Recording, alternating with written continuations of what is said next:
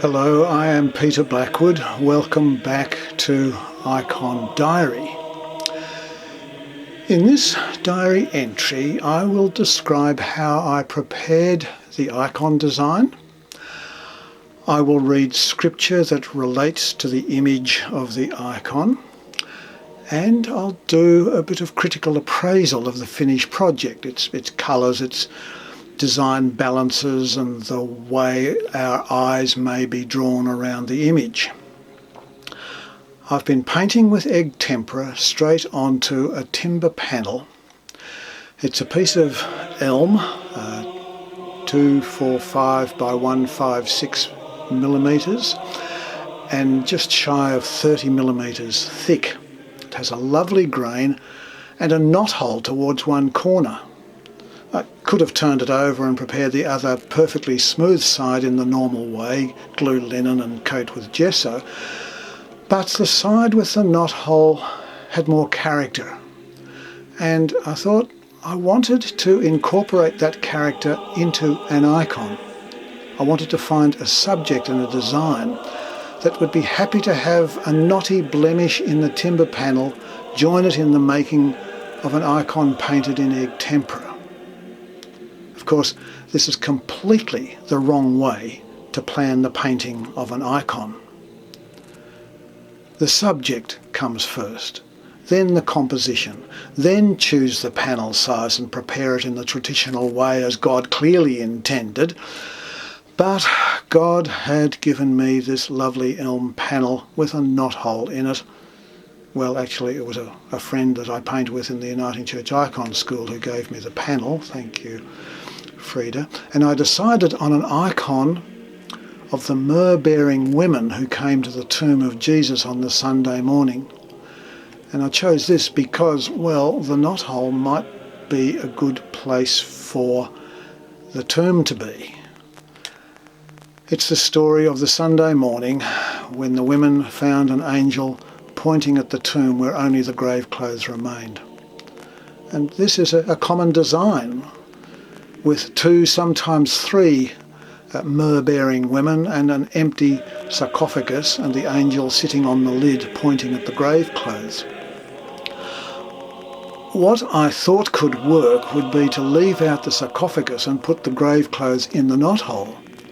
And so I found this icon that could be adjusted for the purpose.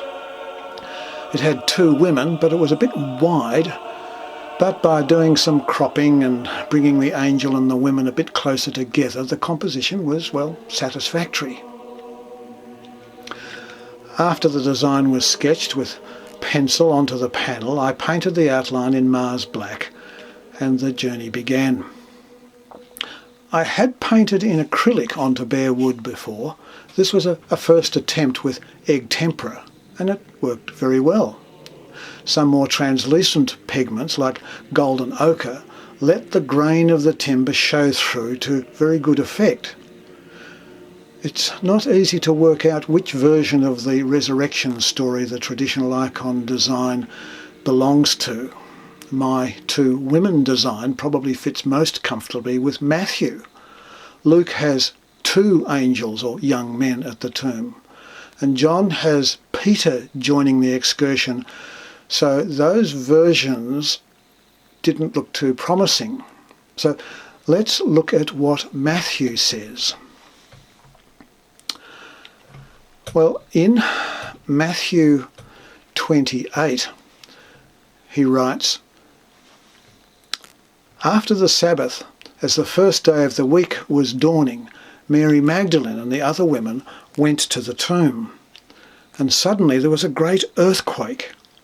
For an angel of the Lord descending from heaven came and rolled back the stone and sat on it. His appearance was like lightning, and his clothes white as snow.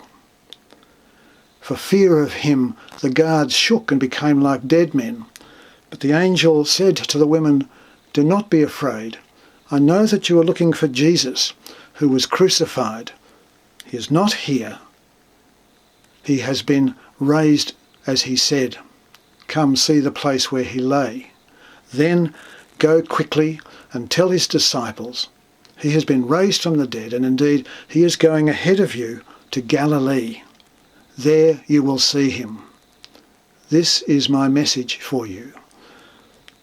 So they left the tomb quickly with fear and great joy and ran to tell the disciples. The three women design fits better with Mark's Gospel, for he wrote in chapter 16, "When the Sabbath was over, Mary Magdalene and Mary the mother of James and Salome bought spices, and so that they might go and anoint him. And very early on the first day of the week, when the sun had risen, they went to the tomb. They had been saying to one another, 'Who will roll away the stone for us to the tomb?' And when they looked up, they saw that the stone, which was very large, had already been rolled back. As they entered the tomb, they saw a young man dressed in a white robe, sitting on the right side, and they were alarmed. But he said to them, 'Do not be alarmed. You're looking for Jesus of Nazareth, who was crucified. He has been raised. He is not here. Look, there is the place they laid him. But go, tell his disciples and Peter that he's going ahead of you to Galilee. There you will see him, just as he told you.' So they went out and fled from the tomb, for fear and amazement had seized them. And they said nothing to anyone, for they were afraid." But wait, there is no mention in these accounts of the grave clothes. Where did they come from? Are they an invention of the iconographers through the ages? Well, no. Listen to how John tells the story.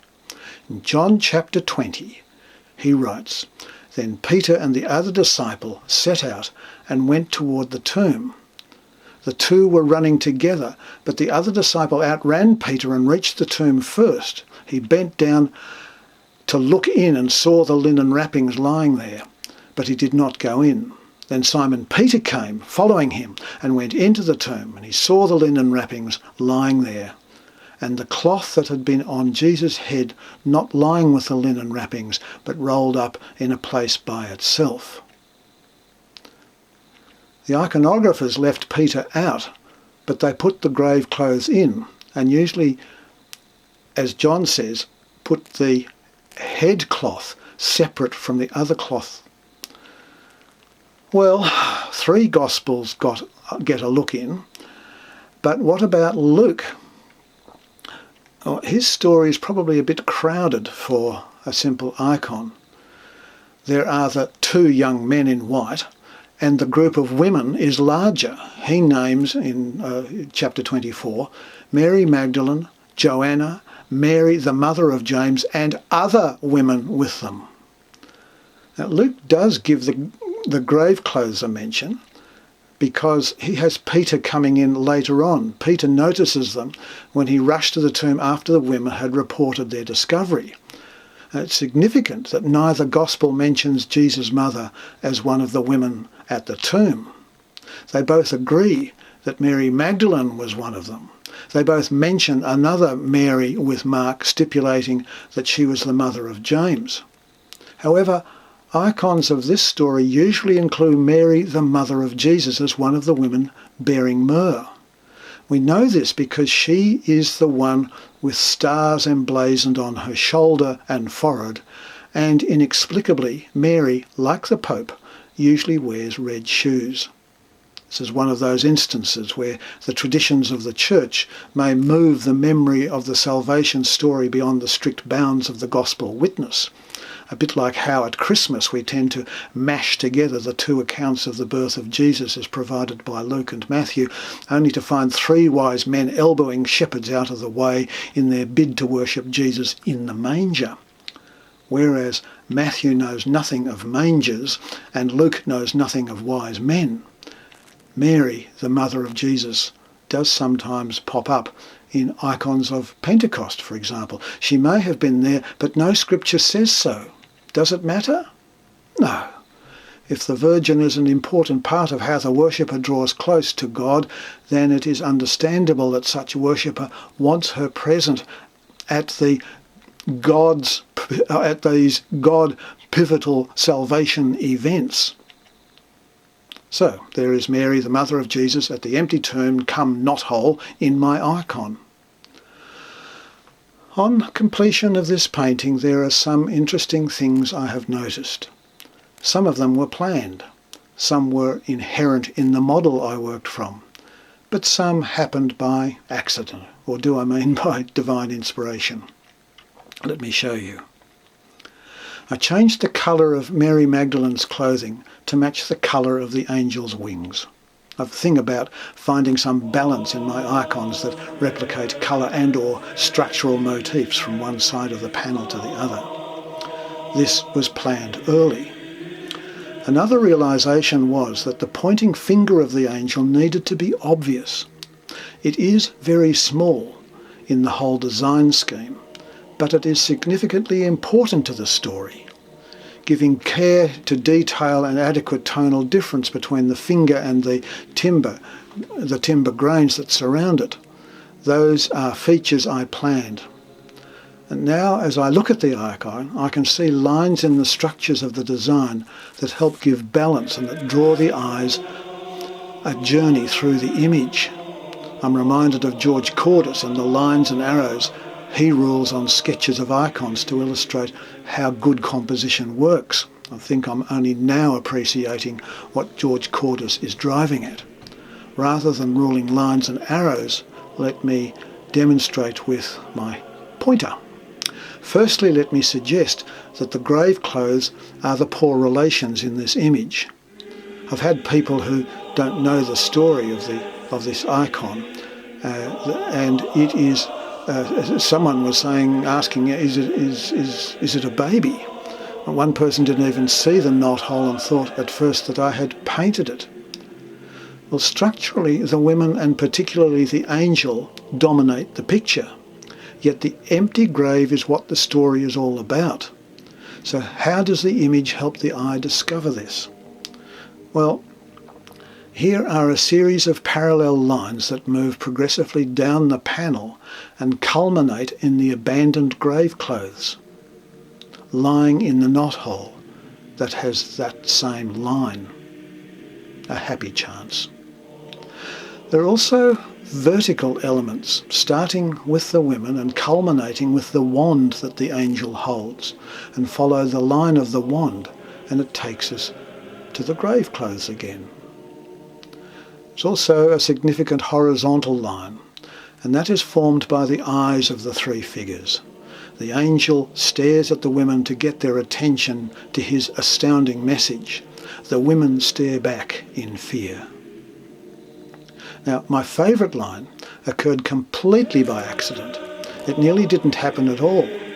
My first plan was to have the angel's left wing, the one on to our right, that it should be hanging down. I painted this drooping wing and sanded it off the next day. The line of the new wing begins a motion that leads from the top corner of the panel and sweeps down around the shoulder and along the arm and out onto the finger pointing at the grave clothes. So, there we have it. An icon